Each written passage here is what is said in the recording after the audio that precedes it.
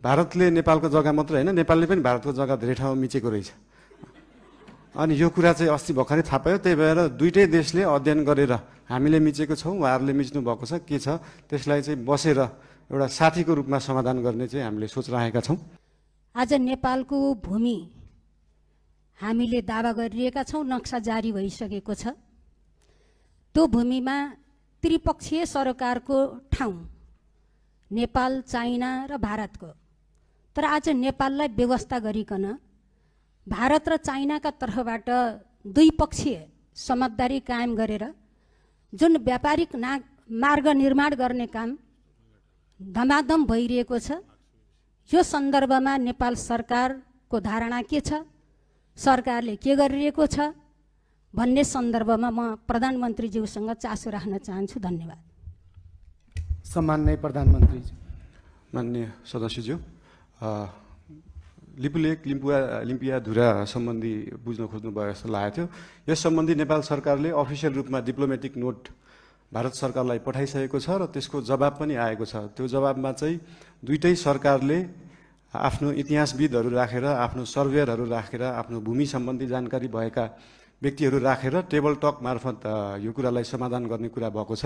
र यस सम्बन्धी हामीले भारत र चाइनालाई मात्रै नभएर इङ्ल्यान्ड सरकारसँग पनि कुरा गरेका छौँ। उहाँहरूले ब्रिटिस इन्डिया छोड्दै गर्दाखेरिको समस्या अहिलेसम्म हाम्रोमा भइरहेको हुँदाखेरि यसमा चाहिँ इङ्ल्यान्डले पनि सरकार राख्नुपर्छ भन्ने हाम्रो मान्यता हो। यो सबै कुराहरू टेबल टक डिप्लोमेटिक हिसाबले भएर समाधान हुने जानकारी गराउन चाहन्छु। धन्यवाद।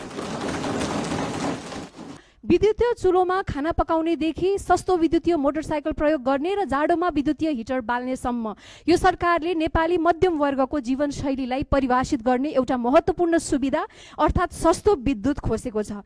विद्युतीय सार्वजनिक यातायातको प्रयोग बढ्दै गएको अवस्थामा यसको असर मध्यम वर्गमा मात्र सीमित रहने छैन, दैनिक आवत जावतमा निर्भर न्यून आय भएका नागरिकहरू पनि बढेको लगतको मारमा पर्नेछन्। ऊर्जा खपतको वृद्धि सामान्यतः अर्थतन्त्रमा सकारात्मक गुणक मल्टिप्लायर प्रभाव सिर्जना गर्ने कारक मानिन्छ, तर अब भने त्यो सम्भावना कमजोर बनेको छ। र विद्युतको विषयमा अघि भन्नुभयो, देशभरि जुन हिटर इन्डक्सन अहिले चाहिँ के छ भन्दाखेरि साँच्चीकै हामी अहिले विद्युतीय युगमा तुरुन्तै जान सकिने अवस्था छैन।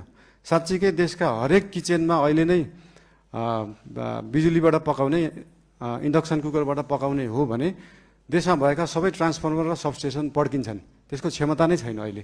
त्यो क्षमतालाई विकास गर्नलाई पैसा चाहिन्छ र त्यही पैसाको लागि 50 युनिटभन्दा माथि चाहिँ 5% भ्याट लाउने कुरा जुन अर्थमन्त्रीज्यूले अस्ति कुरा गर्नुभएको छ, त्यो एकदमै धेरै रकम होइन।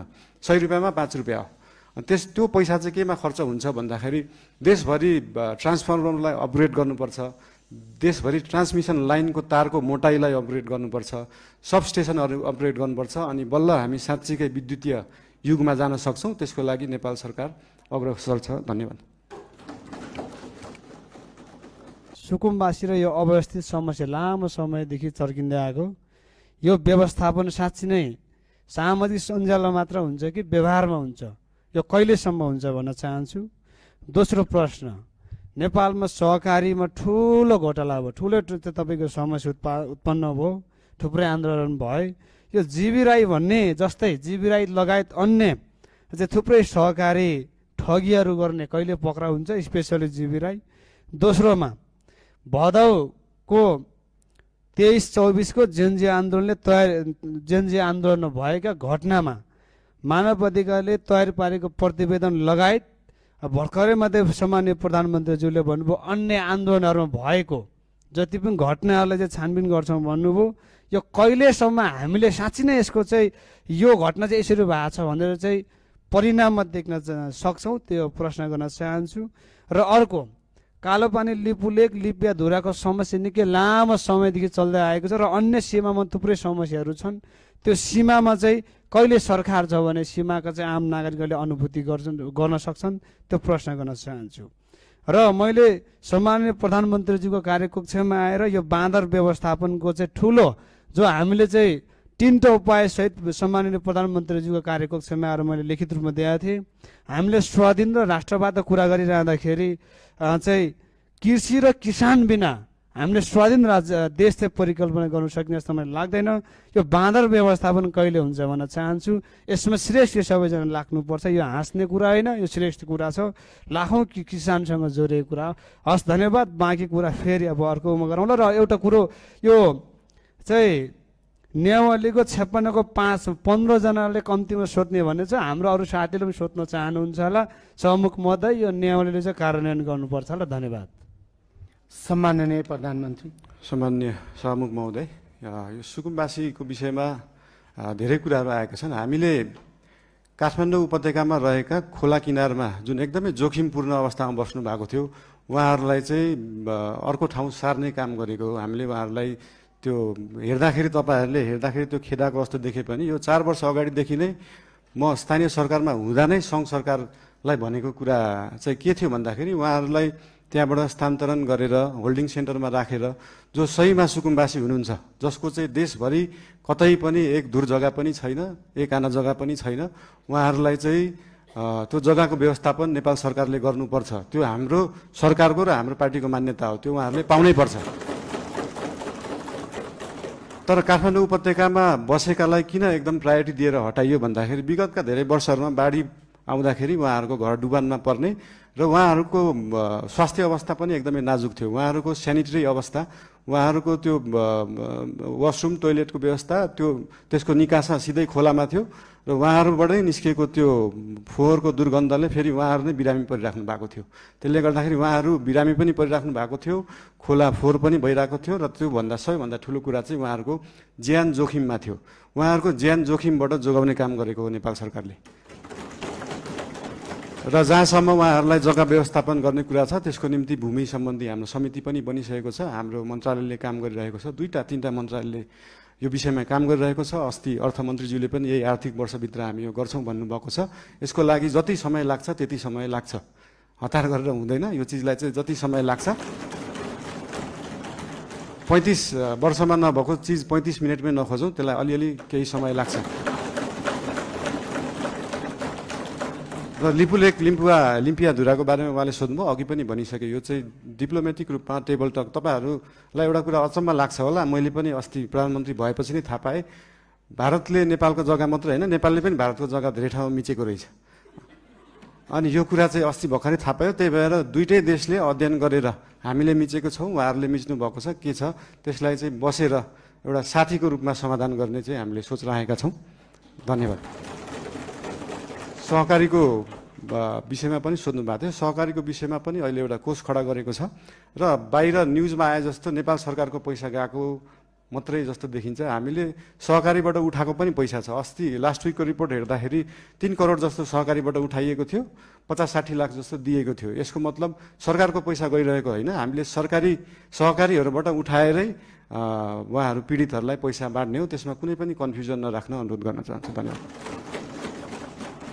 यो विदेशमा बस्ने नेपालीहरूले अस्तिको फागुन 21 गतेको चुनावमा पनि भोट दिने व्यवस्था मिलाउनु पर्छ भनेर धेरै कराएँ। विभिन्न राजनीतिक पार्टीहरूको संयुक्त सम्मेलनमा पनि कराएँ, अनि त्यसपछि क्याबिनेटमा पनि कराएँ, धेरै साथीहरूलाई कराएँ। त्यति बेला गर्ने भन्दै थियो, तर गर्न नसकिने भयो भनियो।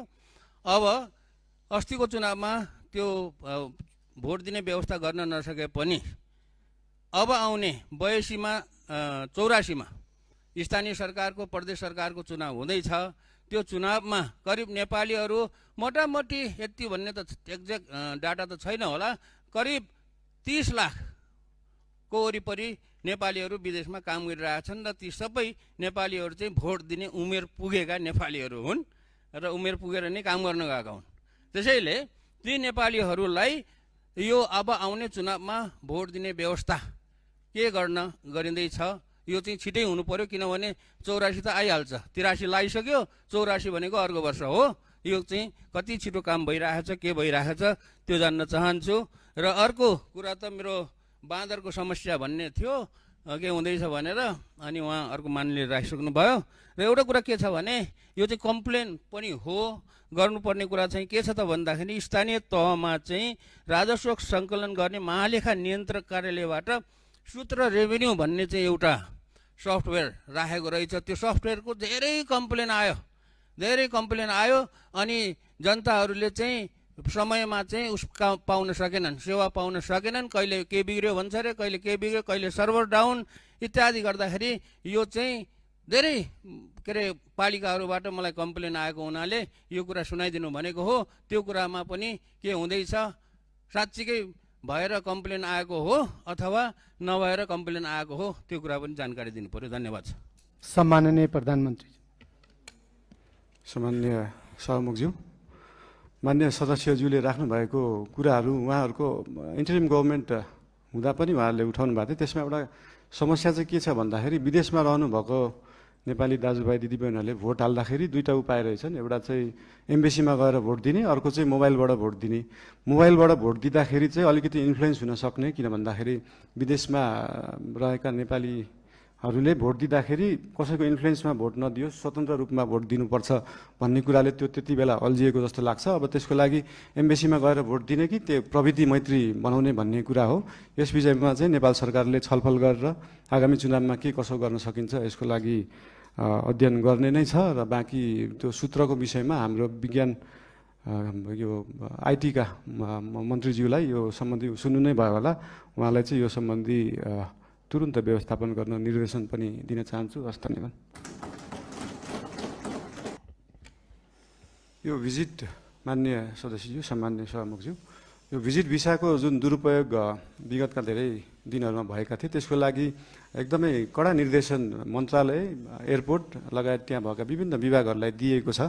र भिजिट भिसामा गएर त्यहाँनिर कामको लागि इन्टरभ्यू दिएर काम पाउँदाखेरि फेरि फर्केर आउनुपर्ने, फेरि वर्किङ भिजाको लागि अप्लाई गर्नुपर्ने र नेपाल नै आउनुपर्ने व्यवस्था रहेछ। त्यसको लागि पनि एउटा अल्टरनेटिभ उपाय रहेछ। भिजिट भिसामा गएर उहाँहरूले त्यहाँनिर काम गर्न खोज्नु भएको छ भने त्यसलाई वर्किङ भिजामा उतै बसेर पनि कन्भर्ट गर्न सकिन्छ। यसको लागि श्रम मन्त्रालयले विभिन्न क्षेत्रहरूलाई समेटेर यसको व्यवस्थापनको लागि काम गरिरहेको छ। यस विषयमा थप केही जानकारी चाहिएमा श्रम मन्त्रीज्यूसँग पनि लिन सकिन्छ, श्रम मन्त्रालयसँग पनि लिन सकिन्छ नै।